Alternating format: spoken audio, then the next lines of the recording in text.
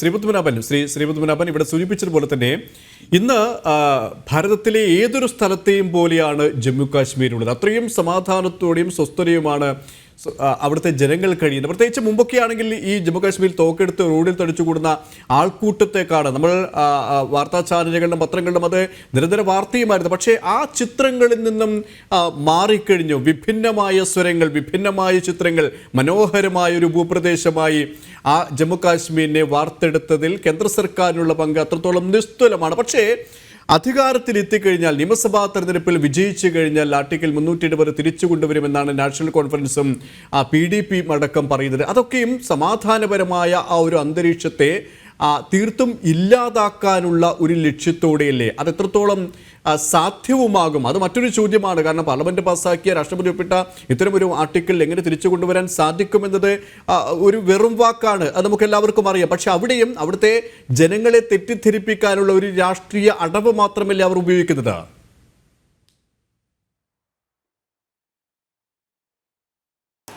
ഞാൻ അതിലൊരു കൗതുകകരമായ ചില കാര്യങ്ങൾ പറയാം. ഈ രാജാ ഹരിസിംഹൻ കാശ്മീരിനെ ഒരു സ്വതന്ത്ര രാജ്യമായി നിലനിർത്താൻ ആഗ്രഹിച്ചു എന്നുള്ളത് ശരിയാണ്. പക്ഷേ 949 കാശ്മീരിലേക്ക് ലഷ്കർമാർ വന്നപ്പോൾ, മറ്റ് നിവൃത്തിയില്ലാത്ത ഒരു സാഹചര്യമുണ്ടായപ്പോൾ അദ്ദേഹത്തിന് ഇന്ത്യ രാജ്യത്തോട് ലയിക്കാൻ, ഇൻ്റഗ്രേറ്റ് ചെയ്യാൻ അദ്ദേഹം നിർബന്ധിതനായി. കാരണം അവർ കാട്ടിക്കൂട്ടിയ ക്രൂരതകൾ അത്തരത്തിലായിരുന്നു. അപ്പോൾ ആണ് അദ്ദേഹം ഇന്ത്യയിൽ ലയിക്കുന്നത്. ആ ലയന ഡോക്യുമെൻ്റ് വായിച്ചു നോക്കിയാൽ, അതിനെപ്പറ്റിയുള്ള പഠനങ്ങൾ വായിച്ചു നോക്കിയാൽ നമുക്കറിയാം, അൺകണ്ടീഷണൽ ഇൻ്റഗ്രേഷൻ വിത്ത് ഇന്ത്യ, ഒരു കണ്ടീഷനുമില്ലാത്ത ലയനമായിരുന്നു ഭാരതത്തിൽ. ഹരിസിംഹൻ എന്ന കാശ്മീർ രാജാവ് ഒപ്പിട്ട് കൊടുത്തത് ഒരു തരത്തിലുള്ള നിബന്ധനയുമില്ലാത്ത അൺകണ്ടീഷണൽ ഇൻ്റഗ്രേഷൻ ലയനമാണ് ഭാരതത്തിൽ. പിന്നെ എവിടുന്ന് വന്നു ഈ 370 വകുപ്പിൻ്റെ ആവശ്യം? എവിടുന്ന് വന്നു? ഷേഖ് അബ്ദുള്ളയുടെ കുടുംബത്തിൽ നിന്ന് വന്നു. ഷേഖ് അബ്ദുള്ള, അയാളെ അച്ഛൻ ഒരു കമ്പിളി കച്ചവടക്കാരനായിരുന്നു. ഷേഖ് അബ്ദുള്ളയുടെ പിതാവ് കമ്പിളി കച്ചവടക്കാരൻ, ഒരു സാധാ. ഇപ്പൊ അവരെ കുടുംബം കാശ്മീരിലെ ഏറ്റവും സമ്പന്നമായ കുടുംബമാണ്, ഇന്ത്യയിലെ തന്നെ ഏറ്റവും സമ്പന്നമായ കുടുംബമാണ്. അവിടുന്ന് വന്നതാണ് ആവശ്യം. ഇനി 2, ഇന്ത്യൻ ഭരണഘടന രൂപീകരിച്ച കോൺസ്റ്റിറ്റ്യൂവന്റ് അസംബ്ലിയിൽ ഡോക്ടർ BR അംബേദ്കർ ഈ വകുപ്പ് അവതരിപ്പിക്കാൻ വിസമ്മതിച്ചു. 306A, അന്നത്തെ 306A ആണ് പിന്നീട് 370 ആയത്. അത് അവതരിപ്പിക്കാൻ, ഞാനത് അവതരിപ്പിക്കൂല എന്ന് പറഞ്ഞു. അവസാനം പണ്ഡിറ്റ് ജവഹർലാൽ നെഹ്റു, ഗോപാലസ്വാമി അയ്യങ്കാരെ കൊണ്ടാണ് ഇത് അവതരിപ്പിച്ചത്. ഇത് കോൺസ്റ്റിറ്റ്യൂവന്റ് അസംബ്ലിയിൽ അംബേദ്കർ ഇതിനെതിരായിരുന്നു. ഏതായാലും അത് പാസ്സാക്കി. അത് പാസ്സാക്കിയതിന് ശേഷമാണ് അവിടെ അവർക്കെന്തും ചെയ്യാം. ആർക്ക്? ഷേഖ് അബ്ദുള്ളയുടെ കുടുംബത്തിന് എന്തും ചെയ്യാനുള്ള ലൈസൻസ് കിട്ടിയത്. ഇവിടെ കേണൽ സാറ് പറഞ്ഞല്ലോ, ഞാൻ 87 ഇലക്ഷനെ പറ്റി പറയുന്നില്ല എന്ന്.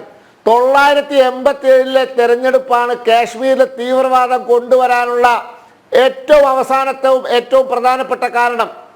സ്വാതന്ത്ര്യം കിട്ടിയ കാലം മുതൽ പാകിസ്ഥാൻ കാശ്മീരിൽ കുത്തിത്തിരിപ്പിന് ശ്രമിച്ചതാ. 3 യുദ്ധം നടത്തി, 3ലും തോറ്റതാ. അപ്പോഴാണ് അവർ മനസ്സിലാക്കിയത് കാശ്മീർ ജനതയ്ക്കുള്ളിൽ തീവ്രവാദം കുത്തിവെക്കണം. അതിനുവേണ്ടി അവർ ശ്രമിച്ചിട്ട് അവർ പരാജയപ്പെട്ടതാ. കാശ്മീർ ജനത ഇന്ത്യൻ ജനാധിപത്യത്തിന്റെ കൂടെയായിരുന്നു. എന്നാൽ 87 തെരഞ്ഞെടുപ്പ് ഈ ഫറൂഖ് അബ്ദുള്ള മുഖ്യമന്ത്രിയും രാജീവ് ഗാന്ധി പ്രധാനമന്ത്രിയായിരിക്കുമ്പോൾ ഇവർ നടത്തിയ തെരഞ്ഞെടുപ്പ്, അതിൽ ജനങ്ങൾ ആർക്കൊക്കെയാണോ വോട്ട് ചെയ്ത് അവരൊക്കെ തോറ്റു. ജനങ്ങൾ വോട്ട് ചെയ്തവരൊക്കെ തോറ്റു. ജനങ്ങൾ വോട്ട് ചെയ്യാത്തവർ ജയിച്ചു. ഈ വോട്ടർ പെട്ടീൻ്റെ അകത്തേക്ക്, ഈ ബാലറ്റ് പെട്ടീൻ്റെ അകത്തേക്കാക്കി തിരികിയതാ കള്ളവോട്ടുകൾ. ഇപ്പൊ ഈ EVM-നെ എതിർക്കുന്ന മഹാന്മാരുണ്ടല്ലോ, അവരന്ന് ചെയ്തതാ, അതിനുള്ളിൽ തിരികിയതാ വ്യാജ വോട്ടുകൾ, കള്ളവോട്ടുകൾ. അങ്ങനെ അട്ടിമറിച്ചു. 987 തെരഞ്ഞെടുപ്പിനെ അട്ടിമറിച്ചപ്പോഴാണ് കാശ്മീരിലെ ജനങ്ങൾക്ക് ഇന്ത്യൻ ജനാധിപത്യത്തിലുള്ള വിശ്വാസം നഷ്ടപ്പെട്ടത്. അവർ പാകിസ്ഥാന്റെ വാക്ക് കേൾക്കാൻ തുടങ്ങിയത്. അന്ന് മുതൽ ആ തീവ്രവാദം വളരാൻ തുടങ്ങിയത്. അത് സംഭവിച്ചത് അന്നാണ്. പിന്നെ ഞാനൊരു കാര്യം പറയട്ടെ, ഇവിടെ ഇവർ പറയുന്നുണ്ടല്ലോ ഈ കാശ്മീരിന്റെ ഇൻ്റഗ്രേഷൻ, അതിൻ്റെ അനിവാര്യതയായിരുന്നു 370 വകുപ്പ്. ശുദ്ധ അസംബന്ധമാണ്. 565 നാട്ടുരാജ്യങ്ങളെ ഇന്ത്യയിൽ ചേരാൻ വിസമ്മതിച്ച ഹൈദരാബാദും ജുനഗഡും ഉൾപ്പെടെ 562 നാട്ടുരാജ്യങ്ങളെ ഒരു തുള്ളി രക്തം ചിന്താതെ സർദാർ വല്ലഭായ് പട്ടേൽ ലയിപ്പിച്ചു. ഒരു നാട്ടുരാജ്യം മാത്രം, ഒരു സംസ്ഥാനം മാത്രം ഒരു മഹാൻ കൈകാര്യം ചെയ്തു. അത് സർദാർ പട്ടേലിനെ തൊടിയിപ്പിച്ചില്ല. സർദാർ പട്ടേലിനെ അത് ഇടപെടാൻ അനുവദിച്ചു. അത് ഞാൻ നോക്കിക്കോളാം, എൻ്റെ പൂർവികരുടെ രാജ്യം എന്ന് പറഞ്ഞിട്ട്. പണ്ട് ജവഹർലാൽ നെഹ്റു ഒരു നാട്ടുരാജ്യത്തിൻ്റെ കാര്യം കൈകാര്യം ചെയ്തു.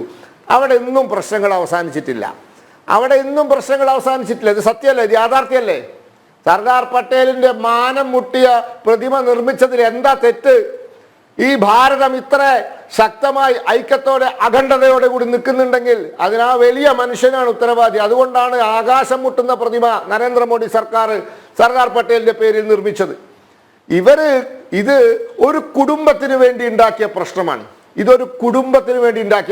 ഷേഖ് അബ്ദുള്ള കുടുംബത്തിന് വേണ്ടി ഉണ്ടാക്കിയ പ്രശ്നമാണ്. ആ പ്രശ്നമാണ് ഇന്ന് പരിഹരിച്ചുകൊണ്ടിരിക്കുന്നത്. 87-ൽ ഇവരാണ് തെരഞ്ഞെടുപ്പ് അട്ടിമറിച്ചത്. Rigged election, the most rigged election. ഏറ്റവും കൂടുതൽ അട്ടിമറി നടന്ന ഇന്ത്യയിലെ തെരഞ്ഞെടുപ്പ് 87-ലെ കാശ്മീർ തെരഞ്ഞെടുപ്പാണ്. രാജീവ് ഗാന്ധി പ്രധാനമന്ത്രി, ഫറൂഖ് അബ്ദുള്ള മുഖ്യമന്ത്രി. ഇപ്പൊ EVM-നെ കുറ്റം പറയണ്ടല്ലോ. ഏതെങ്കിലും ഒരു EVM-ൽ ഒരു കുറ്റം കണ്ടുപിടിക്കാൻ ഈ മഹാന്മാർക്ക് ഇത്രയും ദിവസമായിട്ട് സാധിച്ചിട്ടുണ്ടോ? അതുകൊണ്ട് തന്നെയാണ് കേന്ദ്ര ആഭ്യന്തരമന്ത്രിയായിട്ടുള്ള അമിത്ഷാ വ്യക്തമാക്കിയ ഒരു കാര്യം, ഈ ഒരു തെരഞ്ഞെടുപ്പ് 3 കുടുംബാധിപത്യത്തിനുള്ള ഒരു വിരാമമായിരിക്കും. അബ്ദുള്ള കുടുംബം, മുഫ്തി കുടുംബം, നെഹ്റു ഗാന്ധി കുടുംബം.